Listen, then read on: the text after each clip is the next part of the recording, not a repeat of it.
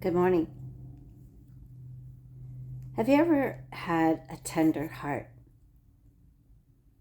Felt it a little softer than usual, a little more raw than usual, a little more pliable? Like somehow, even just sitting here, you feel the hands of God just kneading your heart and shaping it, pressing it, making it more pliable, conforming it into what He wants it to be. I was sitting here last night and I got tired and I decided to go to sleep, but I was telling the Lord something that, I don't know, I don't know the right word for it. It sounds big, maybe showy, but I didn't mean it in that way. It was a cry of desperation. It was what Elijah said, to the Lord, and what Isaiah said, and what Peter said. It's when you see the Lord and you see yourself, and there's this desperation of not wanting to be who you are anymore, not wanting to be anything like the old me, or you, maybe. It's this desperation where you just want to take whatever is stuck in you and on you that is not of the Lord, not of Him, not of His Spirit, not of who He is, and you just want to peel it off and be done with it. And it feels like a fire. I said to the Lord a couple of days ago, I feel that fire again that I felt last year, that burning. And it's almost as if there's a real fire in your soul, in your spirit, in your heart. It's like a burning feeling, and it doesn't feel good. It feels uncomfortable. But this year and now in this season, I didn't fight it. I didn't beg the Lord to take it away, and it wasn't quite as intense. But I found myself last night before I went to sleep saying to the Lord, I don't want to live here anymore like this anymore. I don't. If this is how it's going to be for the rest of my life, just take me home, because I don't want to live this way anymore. I don't want to live like this. I don't want to love like this. I don't want to be like this. And I started praying. I laid down on my pillow, and I guess I fell asleep. And I woke up in the middle of the night, and I said to the Lord, I'm sorry I fell asleep on you. And I just fell back asleep again. And I woke up this morning, and something had changed.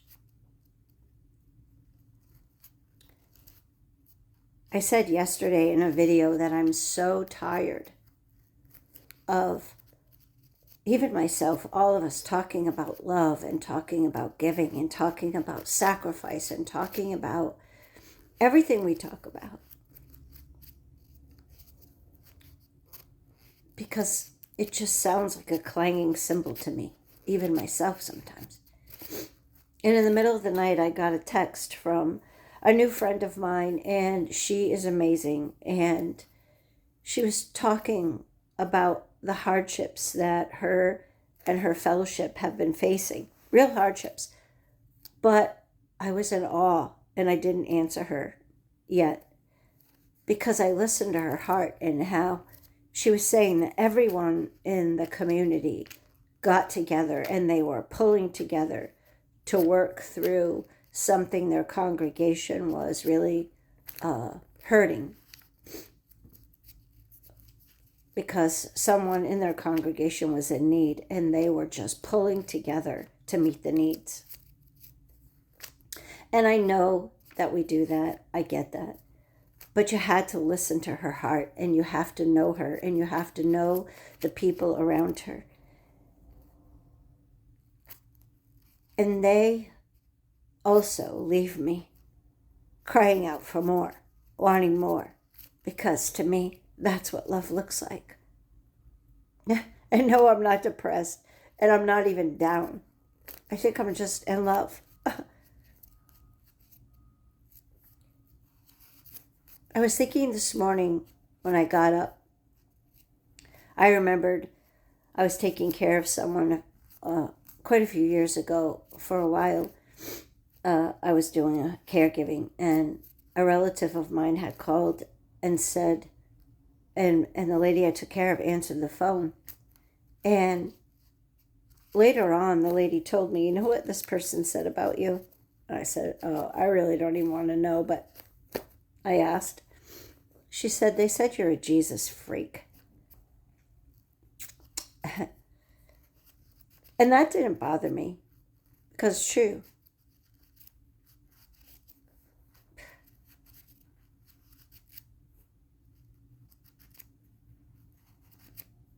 I am what he calls his people, peculiar people. And why are we peculiar? Let me ask you something. And this is for everyone. We talk about going to heaven someday. And we all speculate in our own way and think in our own way and dream of in our own way what that will look like. Well, what will it look like? Imagine it yourself. Think about it. What have you thought about heaven?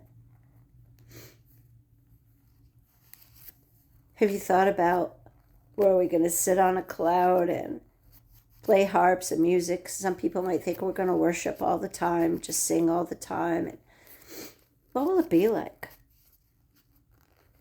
The Lord says it's beyond anything we could ever imagine. He leaves it open.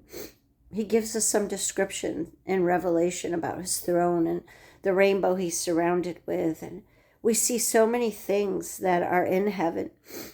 And it makes us wonder, but what will it look like when we're there with him? You know, he showed us in Genesis about walking in the garden in the cool of the day with Adam and Eve, and just that level of intimacy, that friendship that God had with who he made. And some of us, or most of us, or a lot of us, I guess, speculate, well, that's what we're going back to. And we think about that day when we'll walk with him and talk with him and see him face to face, and I have too. But let me ask you something. Why did Jesus say when he came that the kingdom of heaven is right next to, near to, close to every one of us? You see, there's a veil. We are spirits in bodies, in these tents, these clay vessels. And our physical senses cannot always pick up the things of heaven. But sometimes God opens our eyes to see angels, to see shadows of angels, or maybe the demonic, or maybe when we're in worship, our noses will pick up the fragrance of heaven. I have been in a Shekinah glory type service where I walked in late and the cloud, the glory of God filled the place. And there was the scent of fragrance of flowers. It was beautiful. And sometimes people's physical ears have been opened to hear angels singing.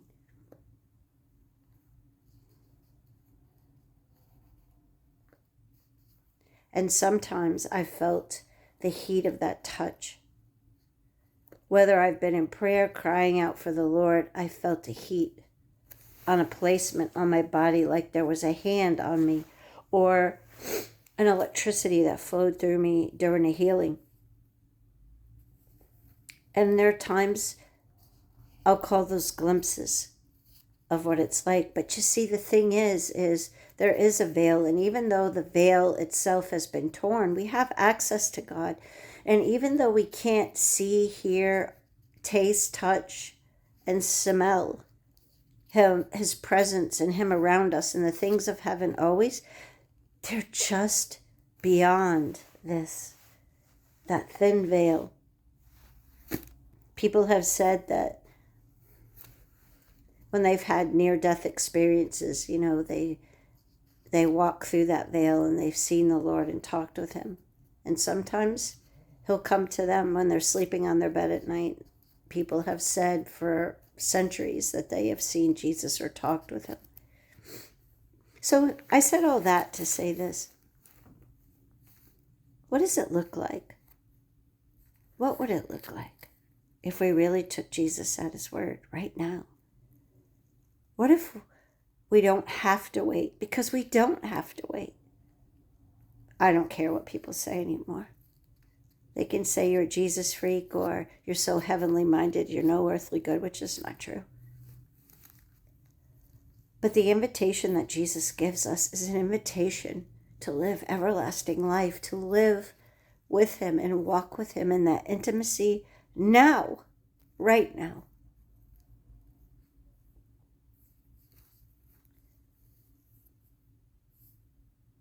And that's what he's been teaching me to do every day for so long. To go deeper into that experience with him right here on earth, right now. Because the kingdom of heaven is not just a place we're going to, it's a lived experience in the here and now. It's, I don't want to say just practicing the presence of God, but it is a practice. It's a running to him every morning when we wake up. And it's spending the day being aware of him with us, wherever we are, whatever we're doing. And worshiping him and loving on him and him loving on us. People may say, well, it's coincidence. It's not. Yesterday I was coming home and I was walking and worshiping and I was just surrounded by butterflies. And you say, well, they're everywhere right now. Well, that's true. They can be. But you see, when you walk with that Lord in intimacy, he knows you. And you know what he's teaching you. And you know what he's showing you. And in this last month and a half or so, or month, he's been showing me about butterflies and the importance of being transformed and emerging from the old into the new. So see, that's an intimate touch.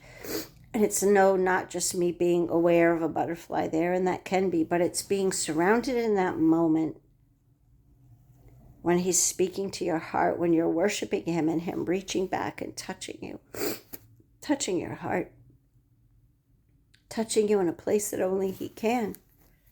When he says, I love you, and I love your worship, and I love being with you. You know, over a year ago, and I've shared this, he talked about getting married again. And at first I didn't want it. And he said all throughout, it's not going to look like what you think.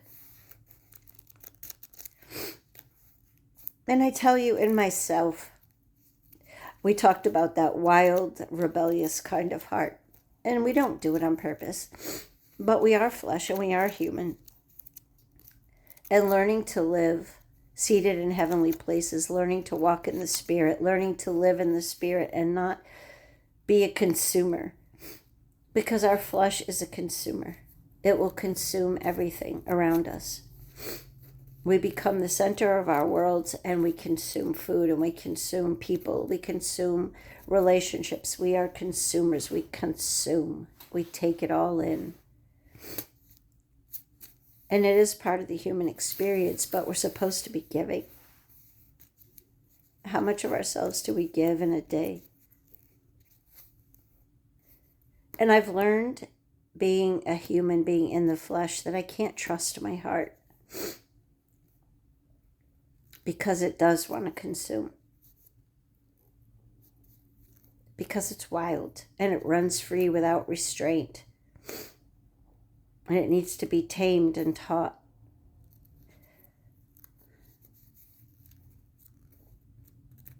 You know, for many years I tried to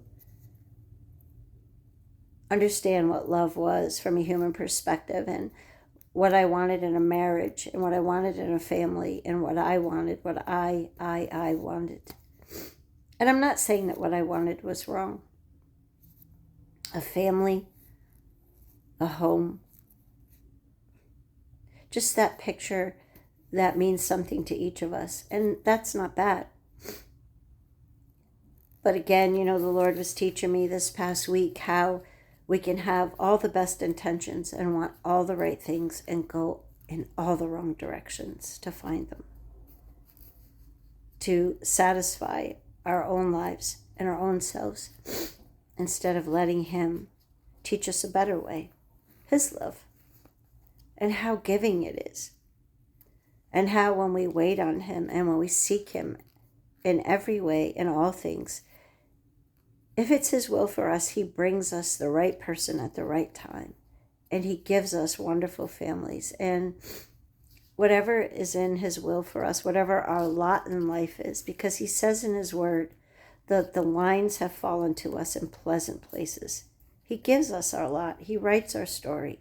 It's all about Him. It's all about Him. This life is all about Him, and we were made for Him, to love Him and be loved by Him in reckless abandon, and to worship and to love one another the same in a holy, pure love. And we can walk with Him in that love right now, in the garden, in the deeper places of our hearts, where having a wild heart is a good thing. It's a pure thing. It's a loving thing. It's a giving thing. Excuse me, I'm just wrecked a little today.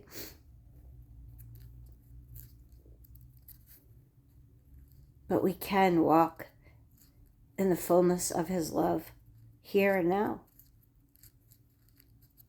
He showed me this picture when I woke up this morning about, it was a woman diving off a cliff and diving into a reckless kind of love. And what I mean about reckless is not careless. It's just abandoning ourselves to love, like jumping in an ocean off a cliff and just giving ourselves over to it. It's kind of like He's showing me right now, even a boat on the water. You just set sail and you just let go. I remember when I first came to know the Lord, when I first became His, and knew that. He showed me and told me the story, and it was about, He said, I'm inviting you to get on a raft, but to throw the oars away and just let me take you where I want to take you. That's scary as all heck, especially when you're a human and you want to control everything and manipulate things, because it's fear. It's having to trust someone to take over our lives, but someone who loves us perfectly. And it took a long time to get to this place.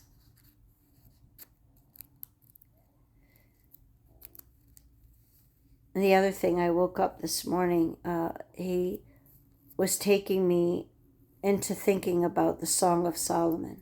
That's what His love is like. And into Ezekiel 16. And I'm not going to...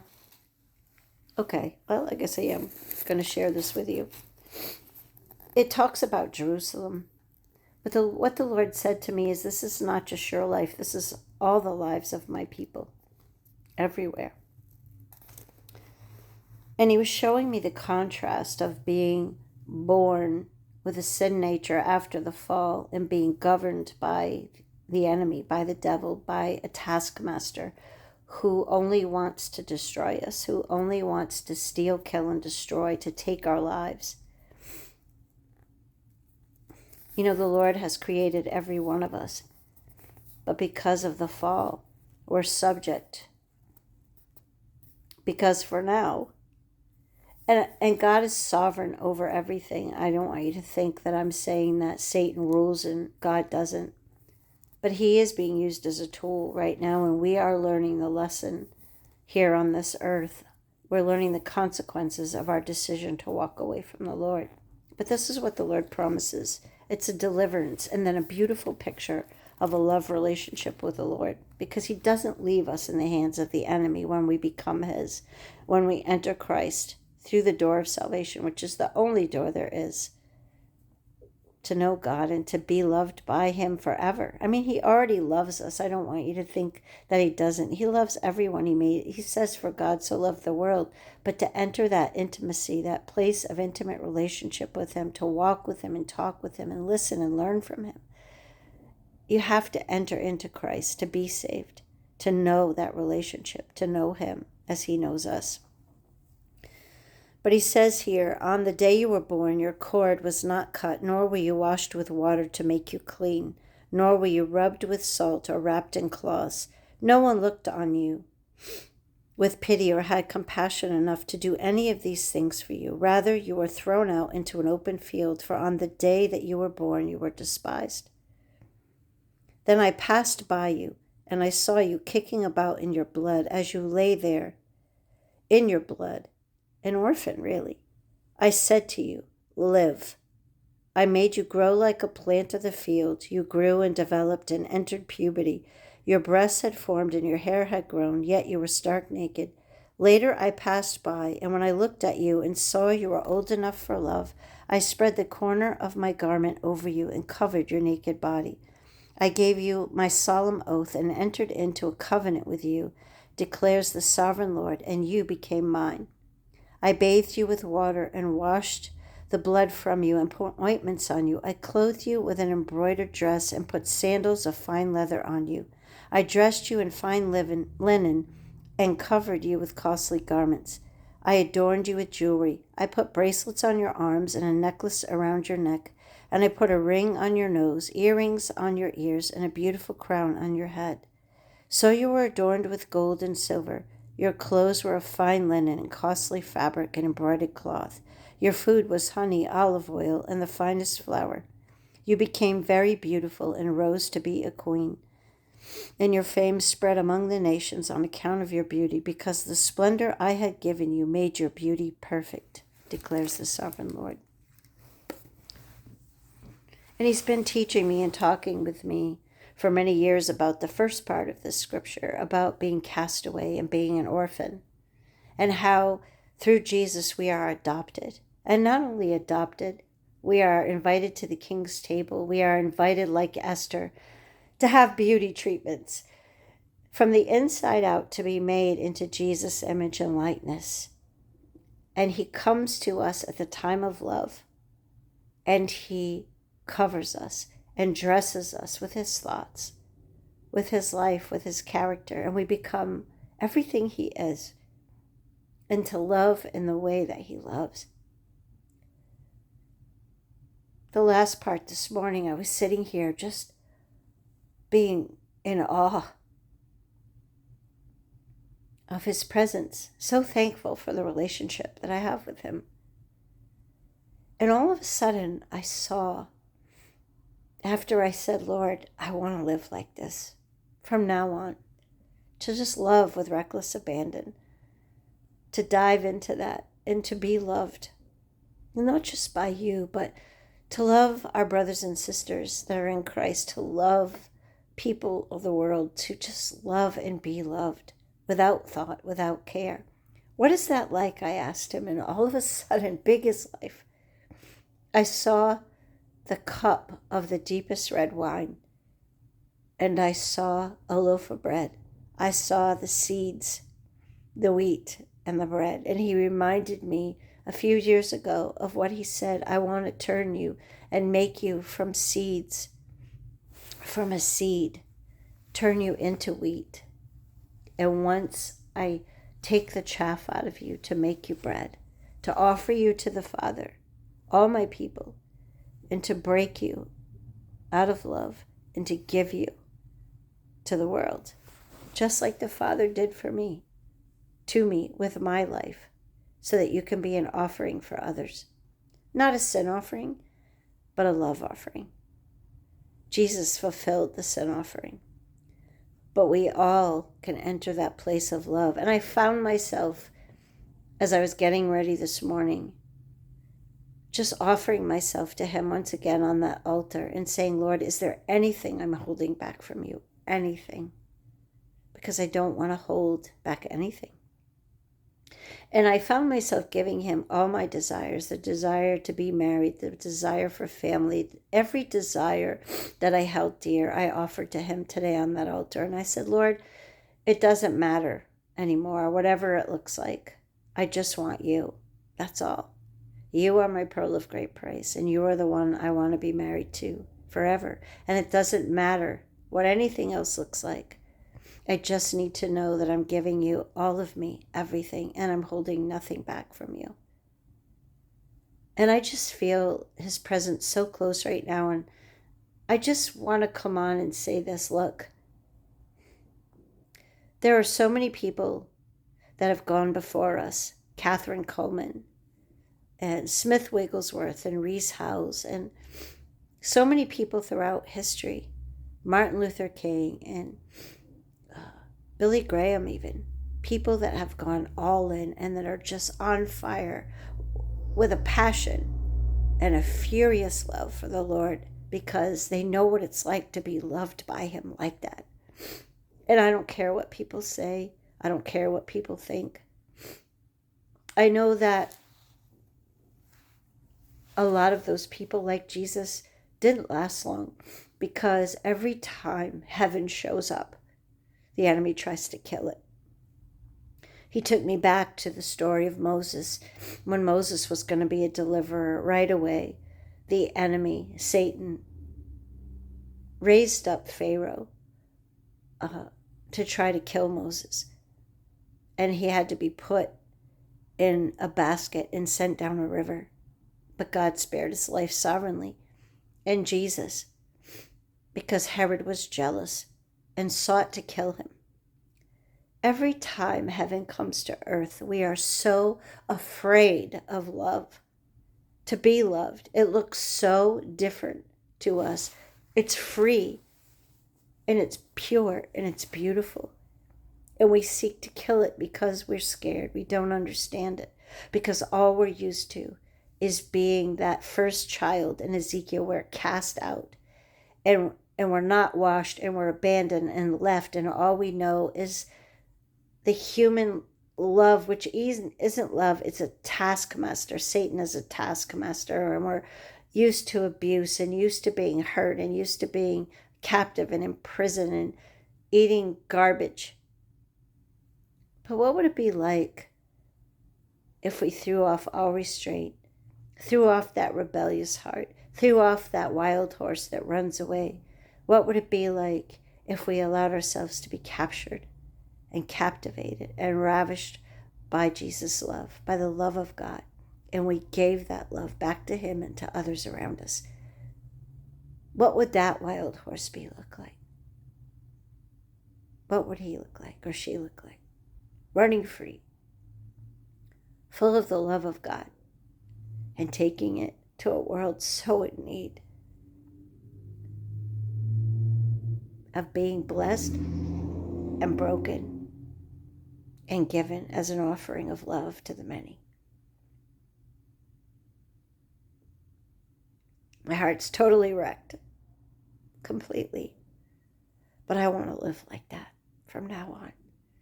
And that's my prayer. Lord, help me to live like that. Make me to live like that. Put your fire in me. Make me a holy, beautiful offering, just like the Father made you, of love to a world that's dying to be loved.